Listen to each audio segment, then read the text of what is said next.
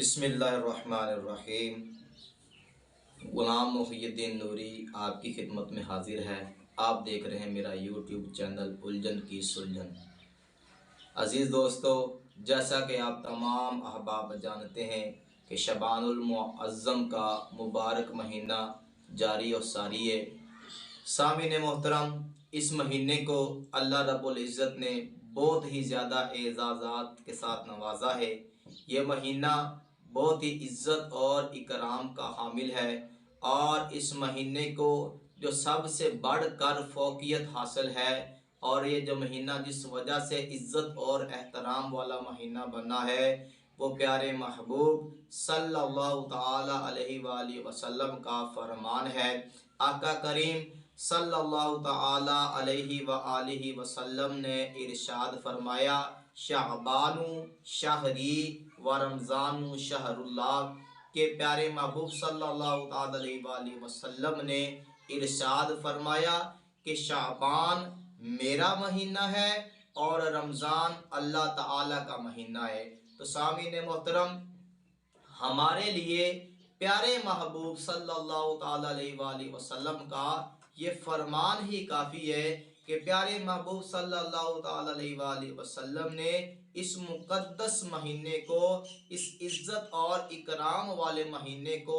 اپنے ساتھ تشبیہ دی ہے، اپنی ذات کے ساتھ منسوب کیا ہے کہ پیارے محبوب صلی اللہ تعالی علیہ وآلہ وسلم نے فرمایا ہے کہ یہ جو مہینہ ہے، مبارک اور مقدس مہینہ ہے، یہ مہینہ میرا ہے، اور اس کے بعد جو مہینہ آئے گا وہ اللہ تعالیٰ کا مہینہ ہے۔ اما عائشہ صدیقہ رضی اللہ تعالی عنہا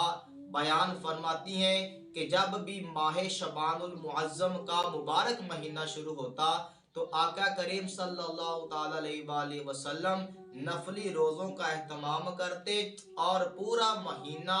ماہ شعبان المعظم کے روزے رکھتے، حتیٰ کہ اس کو رمضان المبارک کے ساتھ ملا دیتے۔ آقا کریم صلی اللہ تعالی علیہ وآلہ وسلم کی ماہ شعبان المعظم کے حوالے سے بے شمار احادیث مبارکہ موجود ہیں کہ پیارے کریم صلی اللہ تعالی علیہ وآلہ وسلم جب بھی ماہ شعبان المبارک کا معزز مہینہ آتا تو آقا کریم صلی اللہ تعالی علیہ وآلہ وسلم نفلی روزوں کا اہتمام کیا کرتے۔ اور سامعین محترم، یہ مہینہ استقبال ماہ رمضان کا بھی مہینہ ہے، اور میں عرض کر چکا ہوں کہ پیارے محبوب صلی اللہ تعالی علیہ وآلہ وسلم نے فرمایا کہ رمضان اللہ کا مہینہ ہے۔ تو یہ جو مہینہ ہے یہ ماہ رمضان کا استقبال کرنے والا مہینہ ہے۔ ماہ رمضان میں ہم کیا کرتے ہیں؟ ماہ رمضان میں ہم روزے رکھتے ہیں، نماز تراویح ادا کرتے ہیں، اس کے علاوہ قرآن مجید برہان رشید کی تلاوت کرتے ہیں۔ تو یہ جو موجودہ مہینہ ہے، ماہ شعبان کا مہینہ ہے، جب ہم اس مہینے میں